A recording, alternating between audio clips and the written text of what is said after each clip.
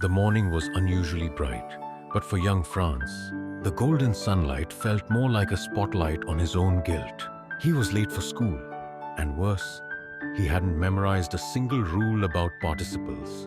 He considered cutting class to wander the woods or watch the Prussian soldiers drill at the sawmill, but a nagging sense of duty pulled him toward the schoolhouse. As he hurried past the town hall, he noticed a silent, somber crowd gathered at the bulletin board, the same spot that had delivered news of lost battles and drafts for the past 2 years.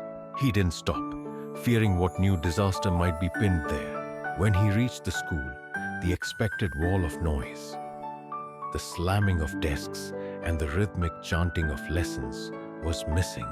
The building was wrapped in a heavy Sunday morning stillness. Peeking through the window, Franz saw his classmates already in their places. M. Hamel, the schoolmaster, was pacing with his iron ruler tucked under his arm. Expecting a sharp scold, Franz was met instead with a strange, gentle sadness. "Go to your place quickly, little Franz," Hamel said softly. "We were beginning without you." As Franz sat down, the oddities of the room began to click into place.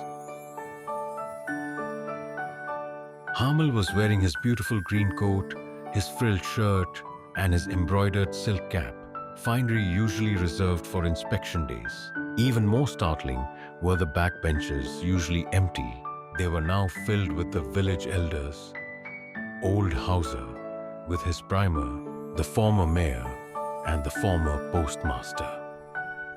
They all looked grave, as if attending a funeral. Then M. Hamel took his chair and delivered the news that changed everything. "My children, this is the last lesson I shall give you. The order has come from Berlin to teach only German in the schools of Alsace and Lorraine. The new master comes tomorrow. This is your last French lesson." The words hit Franz like a physical blow.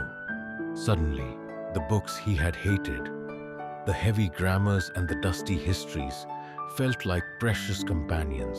He realized why the old men were sitting in the back. They were there to thank Miss Hamel for his 40 years of service and to honor the language they had neglected to master.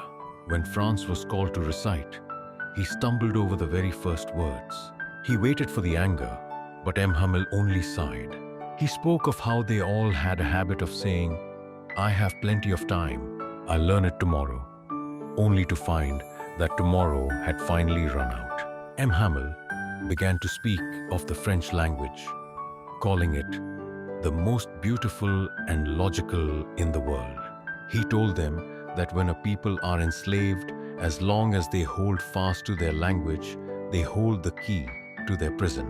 The atmosphere in the room shifted. Every student, from the youngest to the oldest, worked with a ferocity Franz had never seen. Even the scratching of pens sounded like a desperate heartbeat. As the church clock struck 12, the Angelus rang out, followed by the brassy blast of Prussian trumpets beneath the window. M. Hamel stood up, his face pale. He tried to speak, but his voice broke. Turning to the blackboard, he took a piece of chalk and, bearing down with all his strength, wrote in large, bold letters, "Vive la France."